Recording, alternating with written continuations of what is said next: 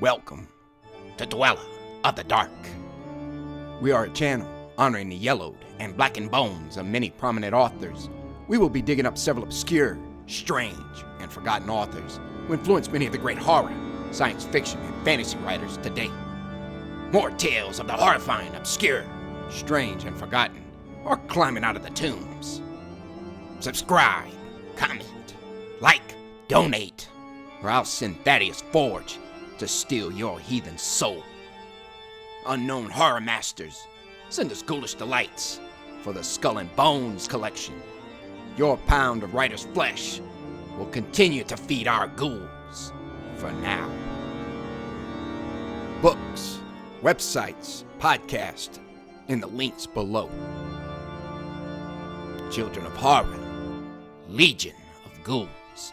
Tonight, the season of Halloween has arrived. Each day, night, or hell, whenever the spirit commands us, we'll be presenting all manner of Halloween-themed tales, short stories, a novel or two, and much more. Tonight, we let the blood fly with Bram Stoker, Dracula. Chapter 4, Jonathan Harker's Journal, continued. I awoke in my own bed. If it be that I had not dreamt, the Count must have carried me here. I tried to satisfy myself on the subject, but could not arrive at any unquestionable result. To be sure, there were certain small evidences, such as that my clothes were folded and laid by in a manner which was not my habit. My watch was still unwound, and I am rigorously accustomed to wind it the last thing before going to bed, and many such details. But these things are no proof, for they may have been evidences that my mind was not as usual, and from some cause or another, I had certainly been much upset. I must watch for proof. One thing I am glad, if it was that the Count carried me here and undressed me, he must have been hurried in his task. For my pockets are intact. I am sure this diary would have been a mystery to him, which he would not have brooked. He would have taken or destroyed it. As I look round this room, although it has been to me so full of fear, it is now a sort of sanctuary, for nothing can be more dreadful than those awful women who are waiting to suck my blood. 18 May. I have been down to look at that room again in daylight, for I must know the truth. When I got to the doorway at the top of the stairs, I found it closed. It had been so forcibly driven against the jamb that part of the woodwork was splintered. I could see that the bolt of the lock had not been shot, but the door is fastened from the inside. I fear it was no dream and must act on this surmise. 19 May. I am surely in the toils.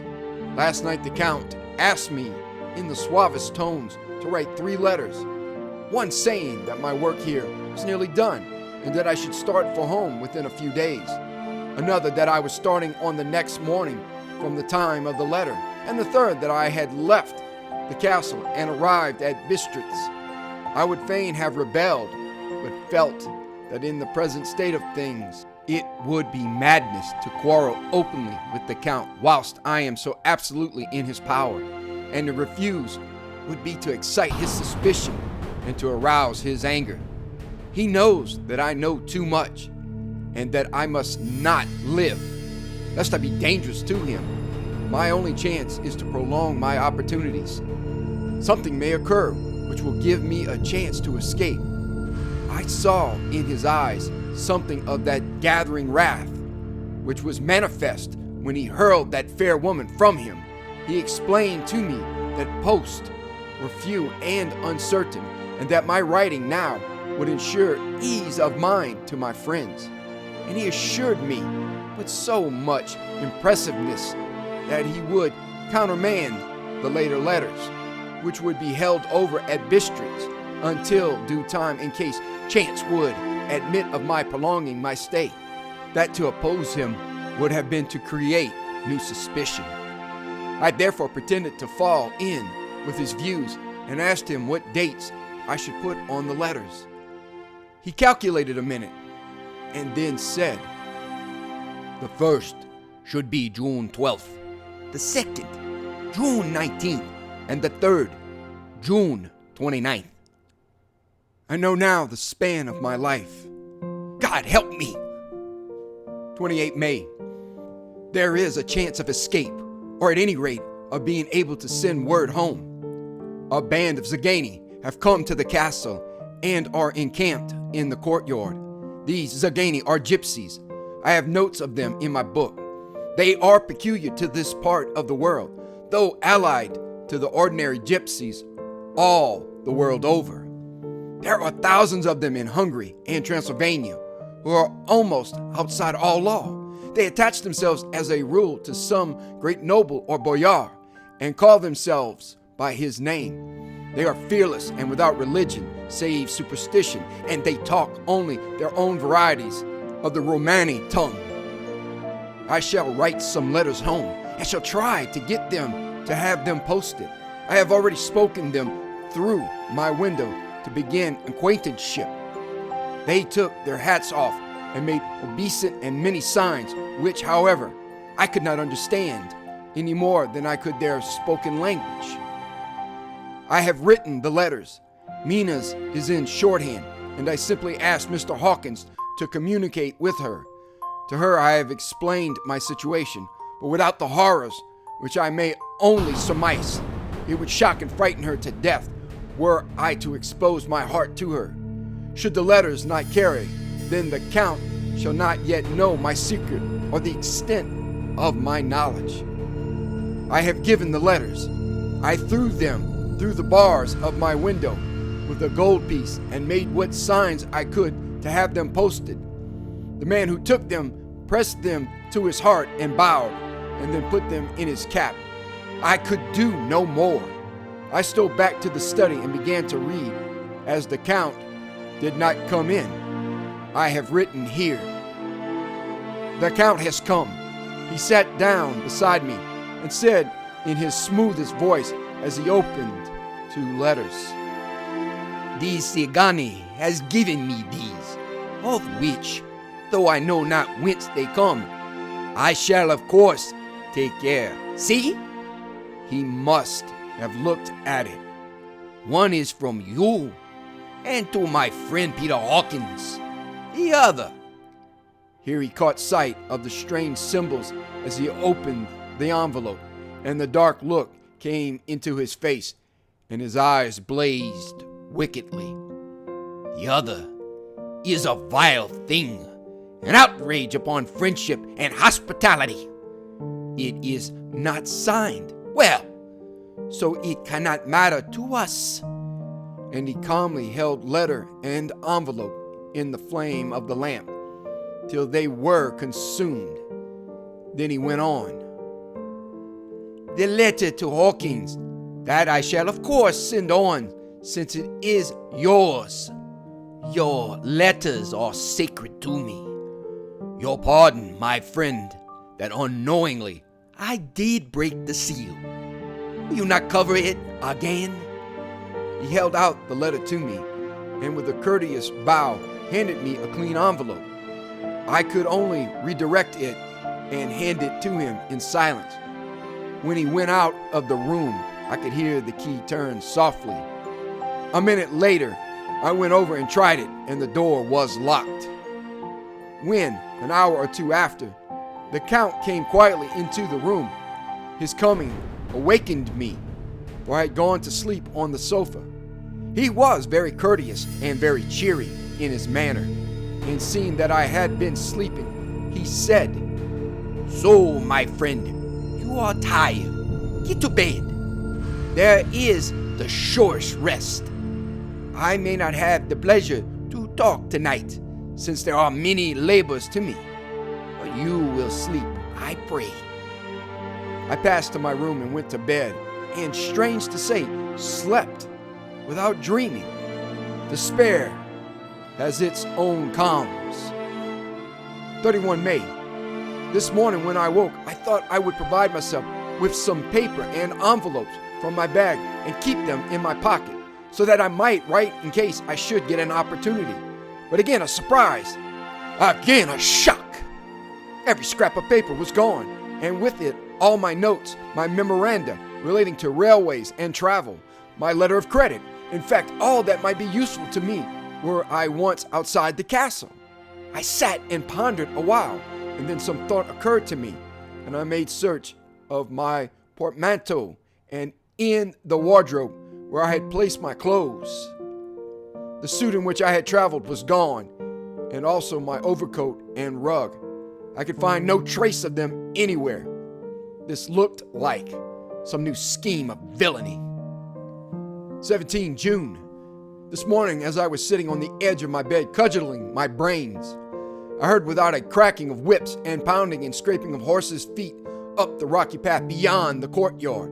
With joy, I hurried to the window and saw drive into the yard 2 great lighter wagons, each drawn by 8 sturdy horses, and at the head of each pair a Slovak with his wide hat, great nail-studded belt, dirty sheepskin, and high boots. They had also their long staves in hand. I ran to the door, intending to descend and try and join them through the main hall, as I thought that way might be opened for them. Again, a shock. My door was fastened on the outside. Then I ran to the window and cried to them. They looked up at me stupidly and pointed. But just then the hetman of the Zagani came out, and seeing them pointing to my window, said something at which they laughed. Henceforth, no effort of mine, no piteous cry or agonized entreaty would make them even look at me. They resolutely turned away. The little wagons contained great square boxes with handles of thick rope. These were evidently empty by the ease with which the Slovaks handled them, and by their resonance as they were roughly moved. When they were all unloaded and packed in a great heap in one corner of the yard, the Slovaks were given some money by the Zagani, and spitting on it for luck, lazily went each to his horse's head. Shortly afterwards, I heard the cracking of their whips die away in the distance. 24 June before morning. Last night the Count left me early and locked himself into his own room. As soon as I dared, I ran up the winding stair and looked out of the window, which opened south. I thought I would watch for the Count, for there is something going on. The Zagani are quartered somewhere in the castle and are doing work of some kind. I know it, for now and then I hear a faraway muffled sound as of mattock and spade, and whatever it is, it must be the end of some ruthless villainy. I had been at the window somewhat less than half an hour when I saw something coming out of the Count's window. I drew back and watched carefully and saw the whole man emerge. It was a new shock to me to find that he had on the suit of clothes which I had worn whilst traveling here, and slung over his shoulder the terrible bag which I had seen the women take away. There could be no doubt as to his quest, and in my garb too. This, then, is his new scheme of evil, that he will allow others to see me as they think, so that he may both leave evidence that I have been seen in the towns or villages posting my own letters, and that any wickedness which he may do shall, by the local people, be attributed to me. It makes me rage to think that this can go on, and whilst I am shut up here, a veritable prisoner, but without that protection of the law, which is even a criminal's right and consolation. I thought I would watch for the Count's return, and for a long time sat doggedly at the window.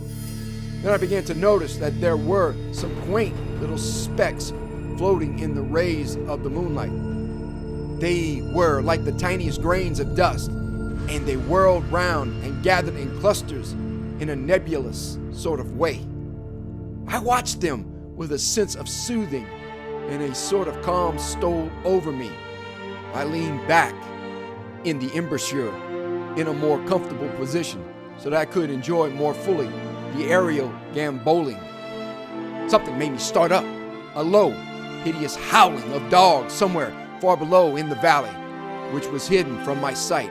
Louder it seemed to ring in my ears, and the floating motes of dust to take new shapes to the sound as they danced in the moonlight.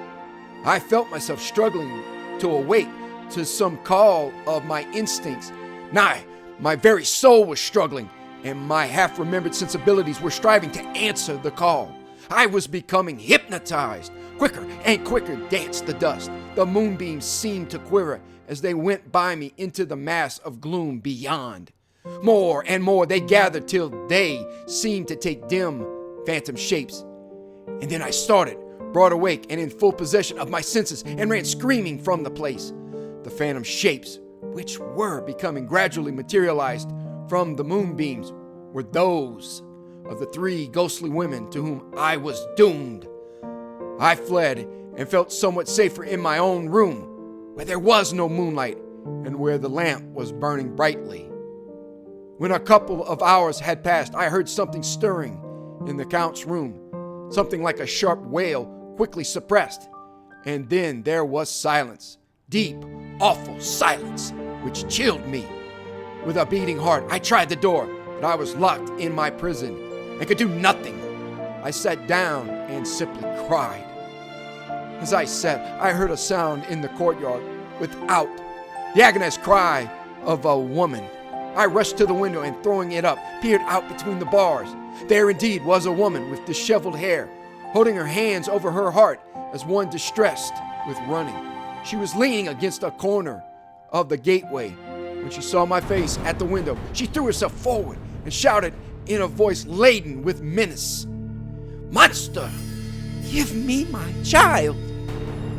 She threw herself on her knees and, raising up her hands, cried the same words in tones which wrung my heart. Then she tore her hair and beat her breast and abandoned herself to all the violences of extravagant emotion.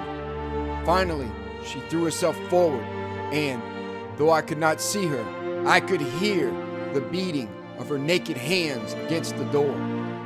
Somewhere high overhead, probably on the tower, I heard the voice of the Count calling in his harsh, metallic whisper. His call seemed to be answered from far and wide by the howling of wolves. Before many minutes had passed, a pack of them poured like a pent-up dam when liberated through the wide entrance into the courtyard. There was no cry from the woman, and the howling of the wolves was but short. Before long, they streamed away, singly licking their lips. I could not pity her, for I knew now what had become of her child, and she was better dead. What shall I do? What can I do? How can I escape from this dreadful thing of night and gloom and fear? 25 June morning. No man knows till he has suffered from the night how sweet and how dear to his heart and eye the morning can be. When the sun grew so high this morning that it struck the top of the great gateway opposite my window, the high spot which it touched seemed to me as if the dove from the ark had lighted there.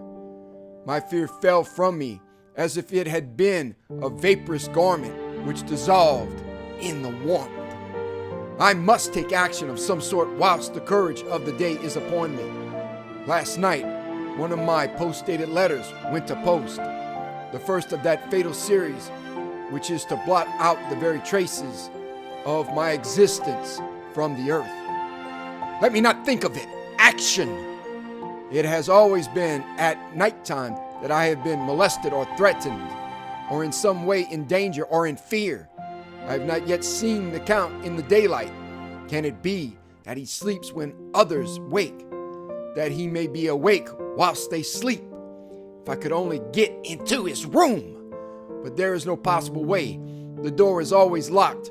No way for me. Yes, there is a way, if one dares to take it. Where his body has gone, why may not another body go? I have seen him myself crawl from his window. Why should not I imitate him and go in by his window? The chances are desperate, but my need is more desperate still. I shall risk it. At the worst, it can only be death. And a man's death is not a calf's. And the dreaded hereafter may still be open to me. God help me in my task. Goodbye, Mina. If I fail, goodbye, my faithful friend and second father. Goodbye, all. And last of all, Mina. Same day later. I have made the effort, and God helping me, have come safely back to this room. I must put down every detail in order. I went whilst my courage was fresh straight to the window on the south side, and at once got outside on the narrow ledge of stone which runs around the building on this side.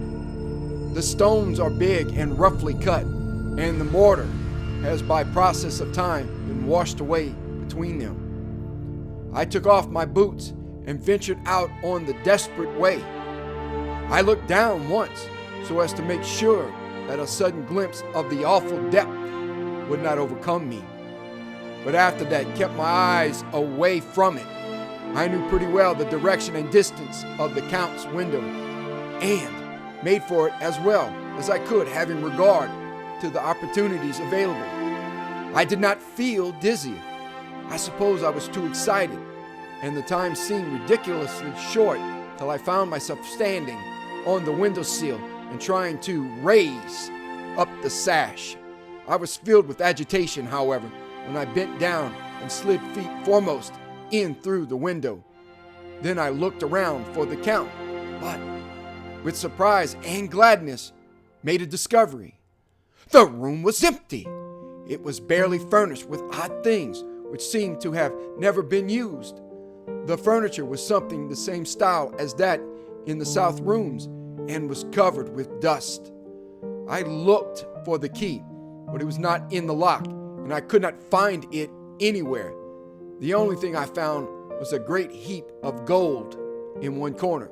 Gold of all kinds, Roman and British and Austrian and Hungarian and Greek and Turkish money, covered with a film of dust as though it had lain long in the ground. None of it that I noticed was less than 300 years old. There were also chains and ornaments, some jeweled, but all of them old and stained. At one corner of the room was a heavy door. I tried it, for since I could not find the key of the room or the key of the outer door, which was the main object of my search, I must make further examination, or all my efforts would be in vain. It was open and led through a stone passage to a circular stairway, which went steeply down.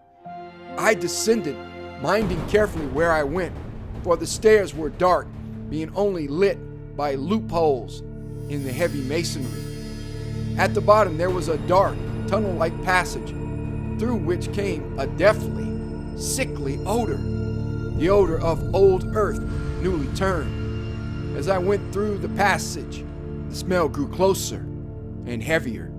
At last I pulled open a heavy door which stood ajar, and found myself in an old, ruined chapel, which had evidently been used as a graveyard.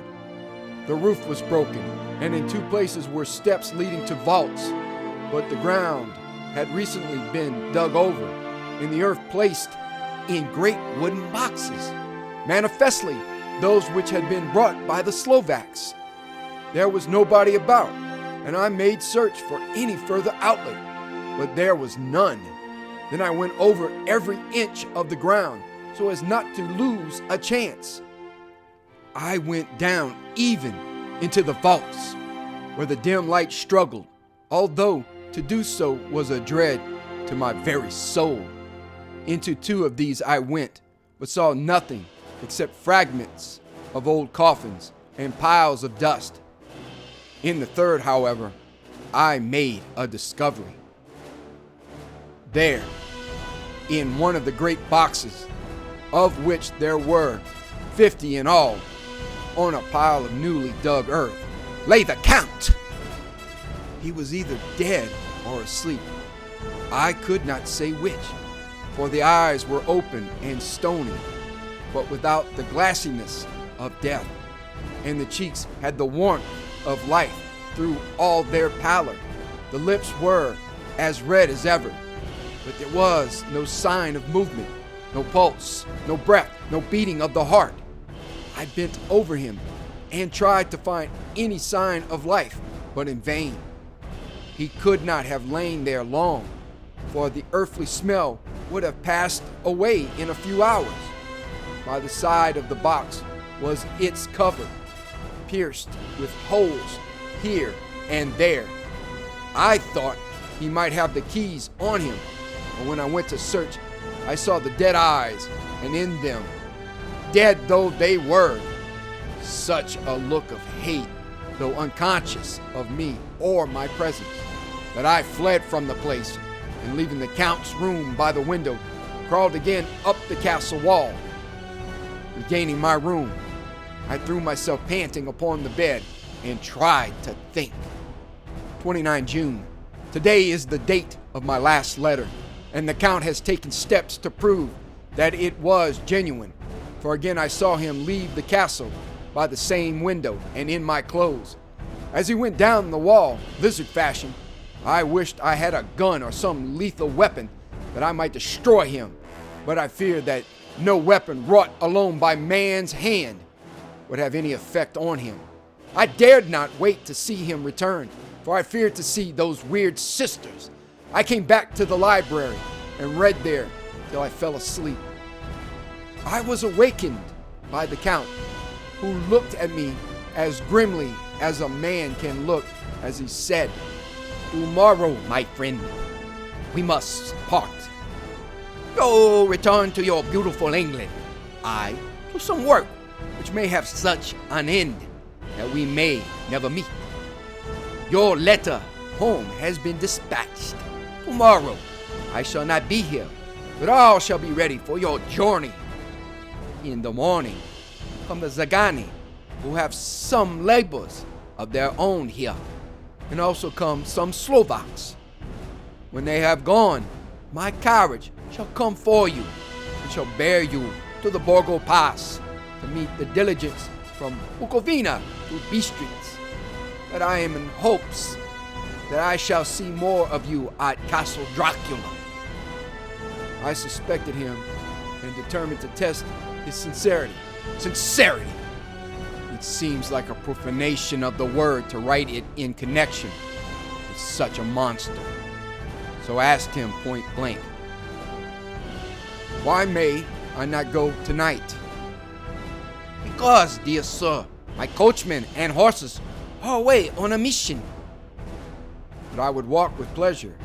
I want to get away at once." He smiled, such a soft, smooth, diabolical smile that I knew there was some trick behind his smoothness. He said, "On your baggage?" "I do not care about it. I can send for it some other time." The Count stood up and said, with a sweet courtesy which made me rub my eyes, it seemed so real, "You English have a saying which is close to my heart, for its spirit is that which rules our boyars. Welcome the coming, speed the parting guest. Come with me, my dear young friend. Not an hour shall you wait in my house against your will. Though sad am I at your going, and that you so suddenly desire it. Come." With a stately gravity, he, with the lamp, preceded me down the stairs and along the wall. Suddenly, he stopped. "Hark!" Close at hand came the howling of many wolves. It was almost as if the sound sprang up at the rising of his hand, just as the music of a great orchestra seems to leap under the baton of the conductor. After a pause of a moment, he proceeded in his stately way to the door, drew back the ponderous bolts, unhooked the heavy chains, and began to draw it open. To my intense astonishment, I saw that it was unlocked. Suspiciously, I looked all round, but could see no key of any kind. As the door began to open, the howling of the wolves without grew louder and angrier. Their red jaws with chomping teeth, and their blunt clawed feet as they leaped came in through the opening door. I knew then that to struggle at the moment against the Count was useless. With such allies as these at his command, I could do nothing. But still the door continued slowly to open, and only the Count's body stood in the gap. Suddenly it struck me that this might be the moment and means of my doom. I was to be given to the wolves, and at my own instigation. There was a diabolical wickedness in the idea, great enough for the Count, and as a last chance, I cried out, "Shut the door! I shall wait till morning!" and covered my face with my hands to hide my tears of bitter disappointment. With one sweep of his powerful arm, the Count threw the door shut, and the great bolts clanged and echoed through the hall as they shot back into their places. In silence, we returned to the library, and after a minute or two, I went to my own room. The last I saw of Count Dracula was his kissing his hand to me, with the red light of triumph in his eyes, and with a smile that Judas in hell might be proud of. When I was in my room and about to lie down, I thought I heard a whispering at my door. I went to it softly and listened, unless my ears deceived me. I heard the voice of the Count. Back to your own place. Your time has not yet come. Wait, have patience. Tonight is mine. Tomorrow night is yours." There was a low, sweet ripple of laughter, and in a rage I threw open the door and saw without the 3 terrible women licking their lips. As I appeared, they all joined in a horrible laugh and ran away. I came back to my room and threw myself on my knees. It is then so near the end. Tomorrow, Lord help me and those to whom I am dear. 30 June morning. These may be the last words I ever write in this diary. I slept till just before the dawn, and when I woke, threw myself on my knees, for I determined that if death came, he should find me ready. At last I felt that subtle change in the air and knew that the morning had come. Then came the welcome cockcrow, and I felt that I was safe. With a glad heart, I opened my door and ran down to the hall. I had seen that the door was unlocked, and now escape was before me. With hands that trembled with eagerness, I unhooked the chains and drew back the massive bolts. But the door would not move. Despair seized me. I pulled and pulled at the door and shook it till, massive as it was, it rattled in its casement. I could see the bolt shot. It had been locked after I left the Count. Then a wild desire took me to obtain that key at any risk, and I determined then and there to scale the wall again and gain the Count's room. He might kill me, but death now seemed the happier choice of evils. Without a pause, I rushed up to the east window and scrambled down the wall, as before, into the Count's room. It was empty, but that was as I expected. I could not see a key anywhere, but the heap of gold remained. I went through the door in the corner and down the winding stair and along the dark passage to the old chapel. I knew now well enough where to find the monster I sought. The great box was in the same place, close against the wall, but the lid was laid on it, not fastened down, but with the nails ready in their places to be hammered home. I knew I must reach the body for the key, so I raised the lid and laid it back against the wall. And then I saw something which filled my very soul with horror. There lay the Count, but looking as if his youth had been half renewed, for the white hair and mustache were changed to dark iron gray. The cheeks were fuller, and the white skin seemed ruby red underneath. The mouth was redder than ever, for on the lips were gouts of fresh blood, which trickled from the corners of the mouth and ran over the chin and neck. Even the deep burning eyes seemed set amongst swollen flesh, for the lids and pouches underneath were bloated. It seemed as if the whole awful creature were simply gorged with blood. He lay like a filthy leech, exhausted with his repletion. I shuddered as I bent over to touch him, and every sense in me revolted at the contact. But I had to search, or I was lost. The coming night might see my own body a banquet in a similar way to those horrid three. I felt all over the body, but no sign could I find of the key. Then I stopped and looked at the count. There was a mocking smile on the bloated face, which seemed to drive me mad. This was the being I was helping to transfer to London, where perhaps for centuries to come he might, amongst its teeming millions, satiate his lust for blood and create a new and ever-widening circle of semi-demons to batten on the helpless. The very thought drove me mad. A terrible desire came upon me to rid the world of such a monster. There was no lethal weapon at hand, but I seized a shovel, which the workmen had been using to fill the cases, and lifting it high, struck with the edge downward at the hateful face. But as I did so, the head turned, and the eyes fell full upon me, with all their blaze of basilisk horror. The sight seemed to paralyze me, and the shovel turned in my hand and glanced from the face, merely making a deep gash above the forehead. The shovel fell from my hand across the box, and as I pulled it away, the flange of the blade caught the edge of the lid, which fell over again and hid the horrid thing from my sight. The last glimpse I had was of the bloated face, blood-stained and fixed with a grin of malice, which would have held its own in the nethermost hell. I thought and thought what should be my next move, but my brain seemed on fire, and I waited with a despairing feeling growing over me. As I waited, I heard in the distance a gypsy song sung by merry voices coming closer, and through their song, the rolling of heavy wheels and the cracking of whips. The Sagani and the Slovaks, of whom the Count had spoken, were coming.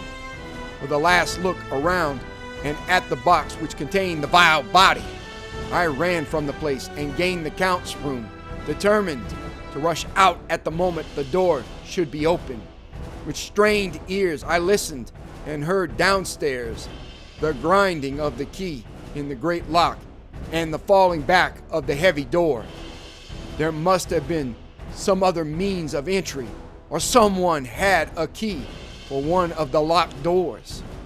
Then there came the sound of many feet tramping and dying away in some passage, which sent up a clanging echo.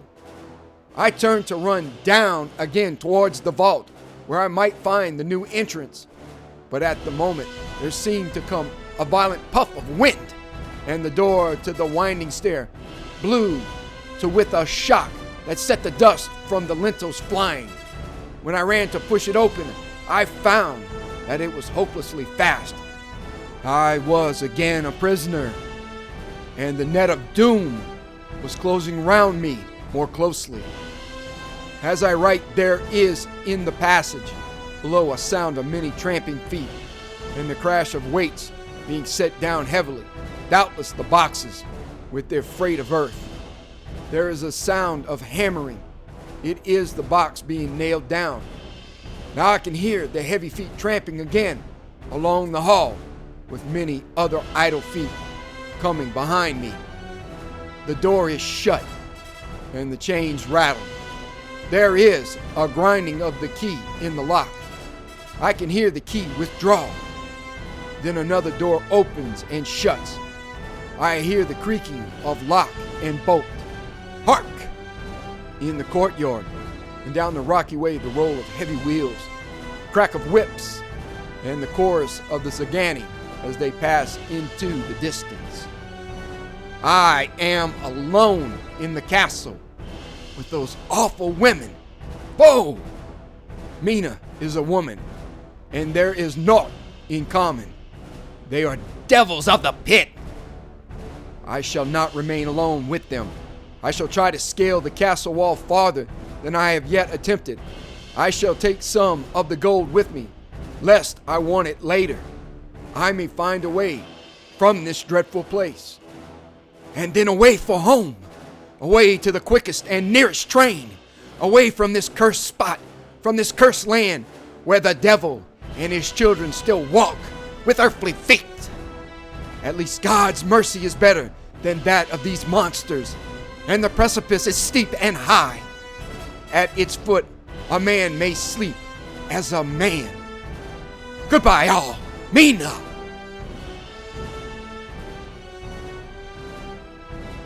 Thank you for listening. Have a great night.